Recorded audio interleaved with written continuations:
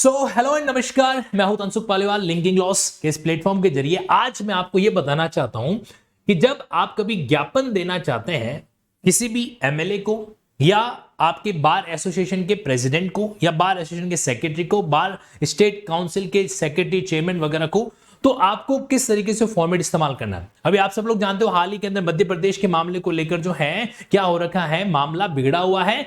जो law degree holder है उनके लिए पूरी की पूरी सपनों की बैंड बजी पड़ी है, क्योंकि 3 साल अनिवार्य प्रैक्टिस या फिर 70% का उन्होंने जो क्या कर रखा है, एक क्वालिफिकेशन क्राइटेरिया दे रखा है, जो कि अपने आप में प्रैक्टिकल नहीं है, रीजनेबल नहीं है। तो ऐसे केस में आपको जो है कानूनी लड़ाई, जो हाई कोर्ट के अंदर, सुप्रीम कोर्ट के अंदर बिट पिटीशन फाइल करने का मामला है, वो तो अपनी जगह पर चलेगा ही चलेगा, लेकिन साथ में आपको यहां पर क्या करना पड़ेगा, मीडिया के माध्यम से या फिर जो है पॉलिटिकली, या फिर आप कह दीजिए कि आपके जो बार एसोसिएशन उनके जरिए भी आपको इस मैटर को क्या करना पड़ेगा, दबाव डालना पड़ेगा, वायरल करना पड़ेगा, वरना आपके जो अधिकार है ना किस संबंध में, कि न्यायिक सेवा को पूर्ण सपना जो आपने देख रखा है उसको पूरा करना, या जो आपका इक्वलिटी का अधिकार है उसकी पूरी की पूरी बैंड है जो बच जाएगी। तो अभी मैं आपको बताता हूं कि आपको जो ज्ञापन देना है वो किस तरीके से देना है, और इसकी बकायदा इसकी वर्ड फाइल आपके टेलीग्राम ग्रुप में मैं शेयर कर दूंगा। एक अलग से ग्रुप बना दिया गया है। कौन सा ग्रुप बना है अपना, कि एमपीसीजे बॉयकॉट 3 इयर्स, एमपीसीजे बॉयकॉट 3 इयर्स, ये आपके एक पब्लिक ग्रुप बना रखा है। तो अगर आप भी इस 3 साल के अपने आप में अनकॉन्स्टिट्यूशनल अमेंडमेंट टाइप के प्रोविजन को, जो अपना एक संवैधानिक वायलेशन वाला जो ये अमेंडमेंट हुआ है न्यायिक सेवा रूल्स के अंदर, तो उसके अंदर आप लोग उसको चैलेंज कर रहे हैं या अपोज कर रहे हैं, तो आपको भी इस बारे में अच्छे से समझना चाहिए। तो आइए बेसिकली ज्ञापन कैसे करना है। तो यहां पर अपन सिंपली ज्ञापन वर्ड हेडिंग में आ जाएगा। माननीय आपको है ना एमएलए वगैरह को जो भी देना है वो हिंदी में देना है, ध्यान रखना है। अंग्रेजी के बजाय हिंदी में आपको प्राथमिकता यहां पर दिखनी है, ताकि वो इस पूरे मैटर को जान सके। इंग्लिश में भी दिया जा सकता है, लेकिन हिंदी का थोड़ा सा यहां पर इंपैक्ट अलग आएगा, ठीक है। तो ज्ञापन माननीय, यहां पर उनका नाम आ जाएगा, जिन किसी को आप दे रहे हो, आप माननीय विधायक महोदय को दे रहे हो तो उनके नाम के साथ इसका जिक्र है जो कर लीजिए, या फिर आप बार एसोसिएशन के अध्यक्ष महोदय को दे रहे हो तो उनका जिक्र कर लीजिए। और यहां पर विषय आपके सामने आ जाएगा, न्यायिक सेवा नियमों में संशोधन कानून के माध्यम से विधि डिग्री धारकों की योग्यता संबंधी न्याय विरोधी, अतार्किक और असंवैधानिक प्रावधानों को निरस्त करने बाबत। तो यहां पर हमने 2 लाइन के विषय के अंदर कोशिश की है कि अपना ऑब्जेक्ट उनके सामने रख सकें, ठीक है। ये विषय आ जाएगा। मैं आपको फिर से कह रहा हूं, लिखने की जरूरत नहीं है, मैं इसका वर्ड फाइल, बकायदा वर्ड फाइल आप लोगों को शेयर करने वाला हूं। और इससे पहले भी मैंने आप लोगों के लिए एक ट्वीट का जरिया कल रात को ही, नाइट में ऑब्जर्व किया, जिसको आप क्या कर सकते हो, रीट्वीट करके अपनी बात अधिक से अधिक लोगों तक पहुंचा सकते हो, क्योंकि बहुत जरूरी है, ठीक है।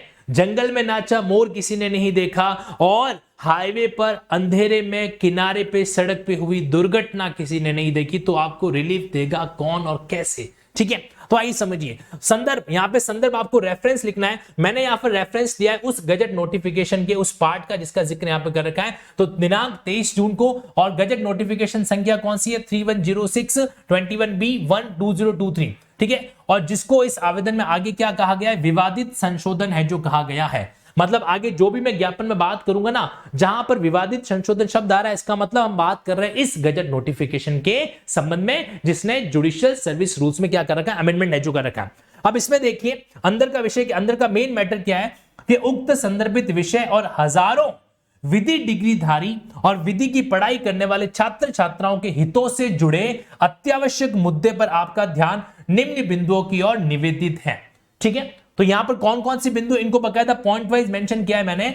नंबर 1, पहला पॉइंट कौन सा डाला है, कि उक्त विवादित संशोधन के माध्यम से मध्य प्रदेश न्यायिक सेवा नियम 1994 के नियम 7 के प्रोविजो में एलएलबी की स्नातक डिग्री पूर्ण करने के बाद 3 साल तक की वकालत को स्पष्ट रूप से अनिवार्य किया गया है, जिससे हजारों विधि डिग्रीधारी जो युवा है, यानी कि जो लॉ डिग्री होल्डर है, अघोषित बेरोजगारी का शिकार हो गए हैं। यहां पर कुछ शब्दों को इंटेंशनली मैंने हाईलाइट किया है ताकि उन लोगों तक ये पहुंच सके। ये पूरा का पूरा ड्राफ्ट मैंने खुद व्यक्तिगत रूप से इसको ड्राफ्ट किया है, और इसका एक ही पर्पस है कि आप लोग ये ड्राफ्टिंग के समय को खराब न करते हुए आप डायरेक्टली इसको क्या करें, अप्रोचेबल कर सकें जहां पर आपको देना है। पहला पॉइंट ये, ठीक है। दूसरा, यहां यह बात अविवादित है कि राज्य न्यायिक सेवा की पात्रता यानी कि एलिजिबिलिटी पहले से ही समकक्ष सरकारी परीक्षाओं जैसे सिविल सेवा परीक्षा उसके मुकाबले बिल्कुल दुगनी है। कैसे? जहां सिविल सेवा परीक्षा के लिए 12+3 यानी कि सिर्फ ग्रेजुएशन की जरूरत होती है, योग्यता वांछित है, वही न्यायिक सेवा के लिए 12+3+3 यानी कि डबल ग्रेजुएशन चाहिए होती है। और अब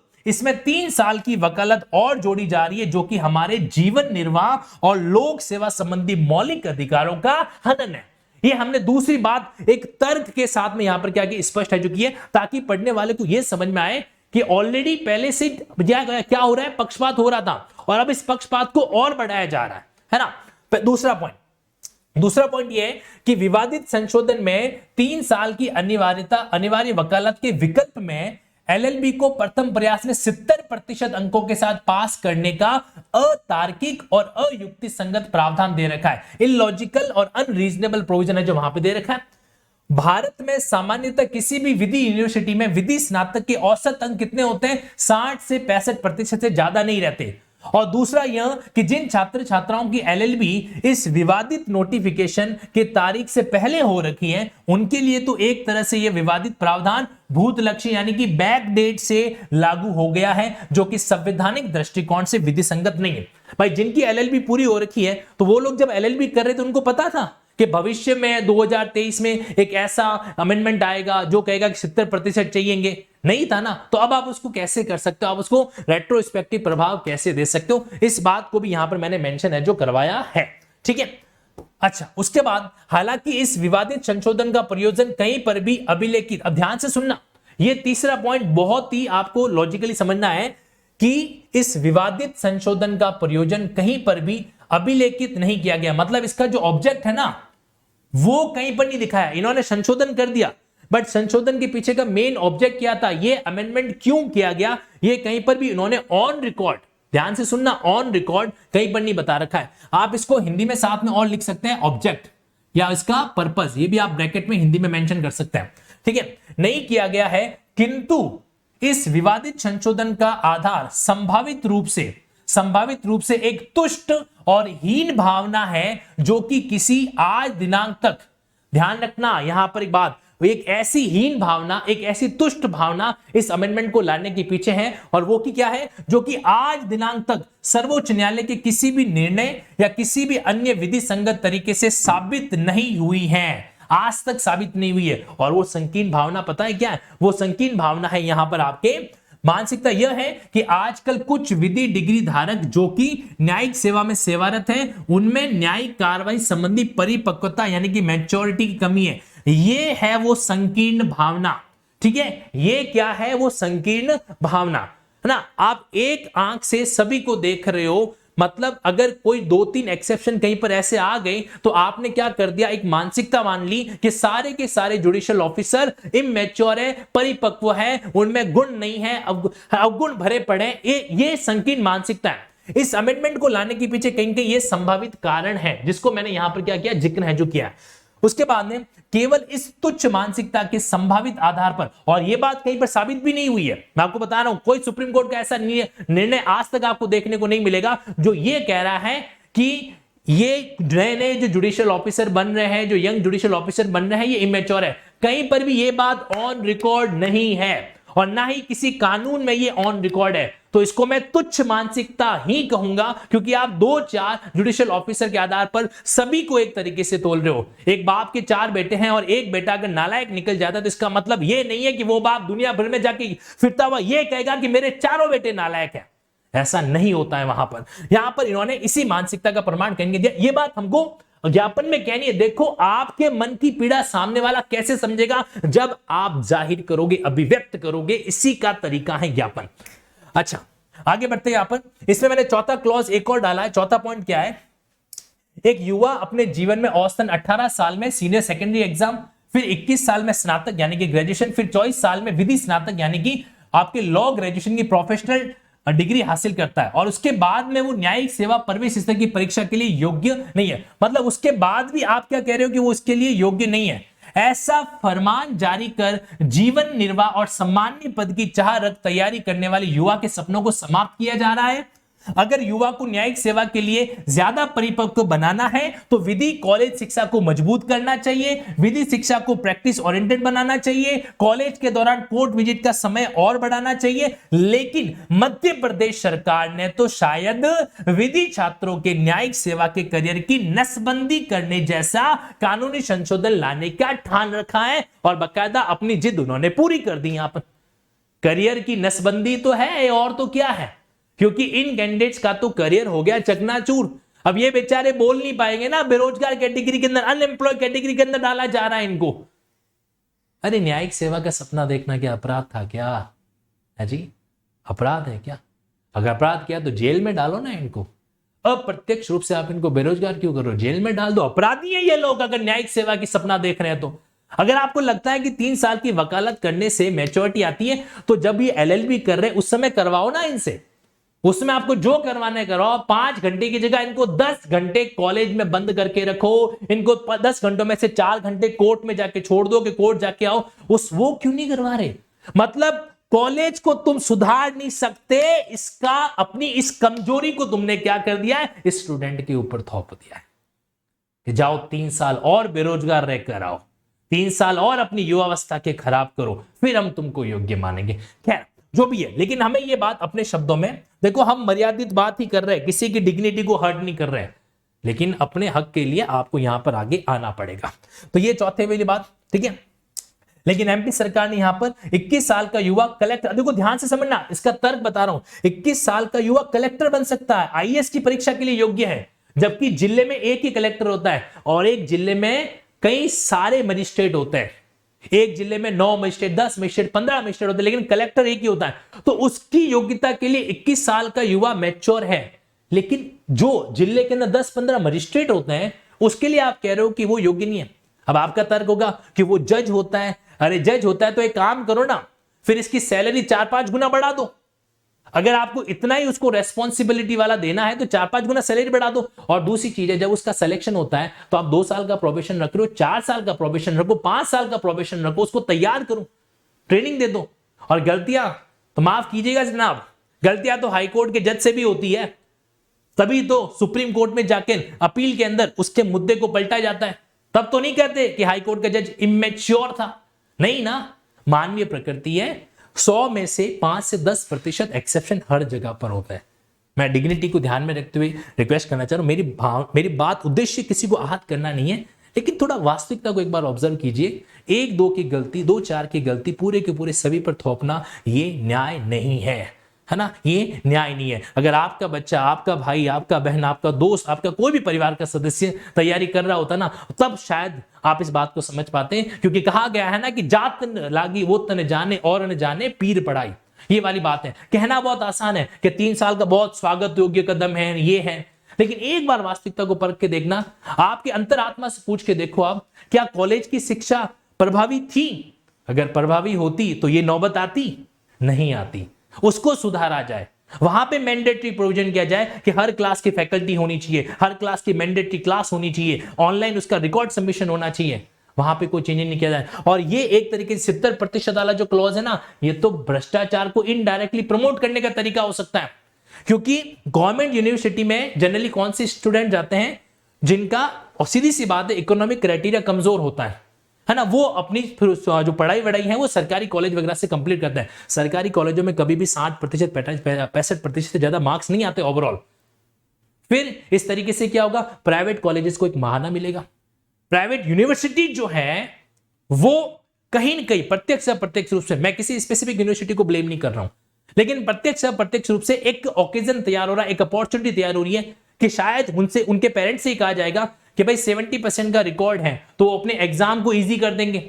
तो प्राइवेट यूनिवर्सिटी तो अपने एग्जाम को इजी करके 70% का स्कोर बच्चे को दे देंगे, बाकी कहां जाएंगे? और इसी आड़ में फीस भी ली जाएगी बड़े लेवल की। जरा सोचना, भविष्य में होने वाले इन प्रभावों पर एक बार नजर डाली जानी चाहिए। अच्छा, तो 21 साल का बंदा कलेक्टर बन सकता है, लेकिन 27 साल यानी कि 24 वर्ष की एलएलबी करने वाला बंदा क्या नहीं बन सकता? जज नहीं बन सकता। इस बात को याद रखना, एक जिले के अंदर कलेक्टर एक ही होता है, और कलेक्टर तो एक ही होता है, लेकिन वहां पे जो मजिस्ट्रेट है वो 1, 2, 3, 4, 5, 6, 7, 8, 9, 10 पॉपुलेशन के अकॉर्डिंग कितने भी हो सकते हैं, है ना। और यहां पर आप डिस्ट्रिक्ट जज नहीं बना रहे हो, डिस्ट्रिक्ट जज के लिए आपको योग्यता रखनी है, क्योंकि डिस्ट्रिक्ट जज जिले में एक होता है।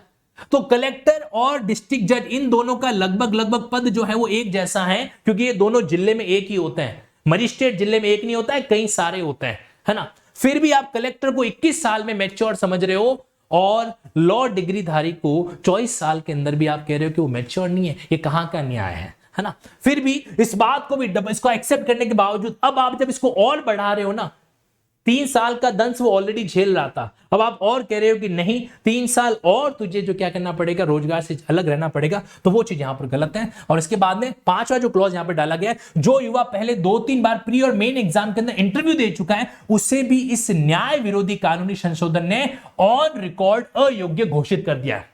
जो पहले ऑलरेडी इंटरव्यू दे चुका है, उसका कसूर क्या था? उसका कसूर यह था कि वो न्यायिक सेवा की तैयारी कर रहा था या कर रही थी, और उसने आपके बार स्टेट बार काउंसिल में खुद को एनरोल करा के वकालत के बारे में नहीं सोचा, उसका यह कसूर था।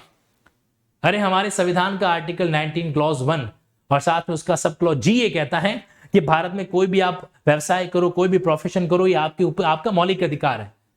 तो वकालत करना नहीं करना ये तो उसकी छूट है ना, उसकी इच्छा पर है। अगर वो न्यायिक सेवा की तैयारी कर रहा था तो उसमें गलत क्या था? आपने तो कभी अपने रिक्रूटमेंट में लिखा नहीं कि यहां पर आपको प्रैक्टिसिंग एडवोकेट ही होना चाहिए, पहले ही लिख लेते हैं तो शायद वो ऐसी नौबत ही नहीं आती। खैर चलो छोड़ो। तो इसके कारण जो बंदा या बंदी पहले इंटरव्यू तक फाइट कर चुका है, वो भी अब नॉट एलिजिबल कैटेगरी के अंदर आ रखा है। एक तरफ मूल कानून में देखो, आपका जो मेन कानून है उसमें क्या लिखा हुआ है कि 21 वर्ष की न्यूनतम योग्यता को हम क्या मानेंगे? योग्य मानेंगे। और वहीं दूसरी तरफ, यानी कि ये तो सेल्फ कॉन्ट्राडिक्टरी प्रोविजन है, सेल्फ कॉन्ट्राडिक्टरी, यानी कि जो संशोधन का जो प्रोविजन है वो मूल कानून से मैच नहीं खा रहा। मूल कानून में लिखा हुआ 21 साल। अब इनसे पूछा जाए कि 21 साल में कौन सा युवा लॉ ग्रेजुएट होने के बाद 3 साल की प्रैक्टिस पूरी कर लेगा, जबकि प्रैक्टिसिंग करने के लिए 21 साल मिनिमम योग्यता एडवोकेसी का एक्ट कहता है। एडवोकेसी के एक्ट में लिखी हुई 21 साल। तो ये प्रोविजन, ये संशोधन अपने आप में सेल्फ कॉन्ट्राडिक्टरी है। हम ये सारी बातें रिट पिटीशन के अंदर भी कहेंगे, लेकिन एक बार आप ज्ञापन के अंदर जरूर दिलाना। अतः आपसे हम सभी विधि डिग्री धारक एवं न्यायिक सेवा अभ्यर्थियों का करबद्ध निवेदन है कि इस अन्यायपूर्ण विवादित कानूनी संशोधन को निरस्त करवाने हेतु यथाउचित कार्रवाई करवाएं। आपके सक्रिय सहयोग के लिए विधि क्षेत्र की कई पीढ़ियां आभारी रहेगी। सादर धन्यवाद। और डेट, और यहां पर फिर प्रार्थीगण में आप सब लोगों को नाम आपका जो भी मोबाइल नंबर लिख सकते हो तो well and good, mobile number वगैरह लिखो, मेंशन करो वहां पे, और साइन वाइन करके ये कॉपी सबको दो। बकायदा ज्ञापन पकड़ाते समय फोटो वोटो क्लिक करो, फिर वायरल करो, क्योंकि जब तक नगाड़ा बजेगा नहीं गांव वाले सुनेंगे नहीं, और जब तक गांव वाले सुनेंगे नहीं तो किसी भी पीड़ित की मदद नहीं की जा सकेगी। ध्यान रखना। इस बात को अंत में इतना ही कहना चाहता हूं कि मेरी हो सकता है ना तो इतनी क्षमता हो और ना ही मैं ऐसा अधिकार रखूं कि मैं आपको बलपूर्वक इस बात के लिए आगे फोर्स करूं, लेकिन एक नैतिक रूप से निवेदन जरूर करता हूं कि आप इस वीडियो के कमेंट्स में कुछ भी कमेंट करो, लेकिन इन बच्चों की तरफ, इन लॉ डिग्री होल्डर की तरफ एक बार नजर उठा के जरूर देखना कि इनका क्या कसूर है। जरा अपनी आत्मा से सोच के देखना, क्या आप जिस समाज में जी रहे हो, अगर आप एक प्रैक्टिसिंग एडवोकेट हो तो भी जरा इस नजरिए से सोचना कि जिले का कलेक्टर 21 साल में योग्य है, लेकिन न्यायिक मजिस्ट्रेट 24 साल में डबल ग्रेजुएशन के बाद भी योग्य नहीं है, ऊपर से 3 साल और थोपा जा रहा है। तो ये तो कॉलेज को मजबूत करना चाहिए, उसकी शिक्षा को मजबूत करना चाहिए, बल्कि हम यहां पर उसको आरोप लगा। इस बारे में जरूर सोचिएगा। बाकी मेरा कर्म है न्यायिक सेवा की परीक्षाओं की तैयारी करवाना, तो मैं अपना कर्म अपनी टीम के साथ निश्चित रूप से करूंगा, लेकिन ये ज्ञापन का तरीका आप लोगों का फॉर्मेट है, इसको जरूर फॉलो कीजिए, अप्लाई कीजिए। इसके जरिए आप शायद अपनी बात आगे तक पहुंचा सकेंगे। So that's all for today. न्यायिक सेवाओं की परीक्षाएं अपनी जगह पर चलती रहेगी, उसको भी हम करवाएंगे, उसका किसी भी तरीके से जो है परिणाम प्रभावित नहीं होने दिया जाएगा। तो मैं तनसुख पालीवाल इन्हीं शब्दों के साथ आपको धन्यवाद अर्पित करता हूं कि आपने इस वीडियो को देखा। अब ज्ञापन कैसे लिखा जाता है इसको आपको ऑब्जर्व आपने कर लिया। मैं इसकी वर्ड फाइल फिर से कह रहा हूं, MPCJ बॉयकॉट 3 इयर्स के टेलीग्राम ग्रुप में शेयर करने वाला हूं। Thank you.